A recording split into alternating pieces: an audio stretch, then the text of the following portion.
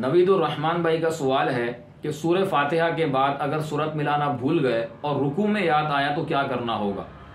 पहले तो ये याद रखें कि फ़र्ज़ की तीसरी और चौथी रकत के अलावा हर नमाज की हर रकत में सूरह फातिहा के बाद सूरत पढ़ना या फिर 3 छोटी आयतें पढ़ना या एक बड़ी आयत जो 3 छोटी आयतों के बराबर हो, ये पढ़ना वाजिब होता है। अब अगर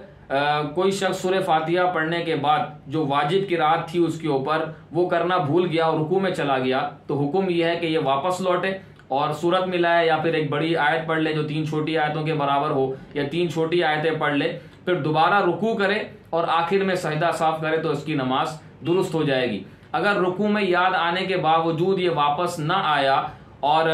जो अभी मैंने अमल बताया वो ना किया, तो फिर अगर सजदा साफ कर भी ले तो इसकी नमाज वाजिबुल इयादा होगी। या फिर किसी को ये मसला ही मालूम नहीं है कि अगर रुकू में ये याद आ जाए तो वापस लौटना होता है, तो भी ऐसे शख्स की नमाज वाजिबुल इयादा होगी। इसी तरह अगर किसी शख्स ने वापस लौटकर सूरत तो मिला ली लेकिन दोबारा रुकू नहीं किया तो इस सूरत के अंदर नमाज उसकी फासिद हो जाएगी, यानी टूट जाएगी। इसी तरह इसी मसले के अंदर अगर आखिर में सजदा साफ करना भूल गया तो भी इस नमाज को दोबारा पढ़ना वाजिब होगा। यहाँ पर एक वजाहत कर दूं कि बाज़ लोग जिन्होंने इस तरह का मसला पढ़ा हुआ होता है तो वो इस जवाब से ये इश्काल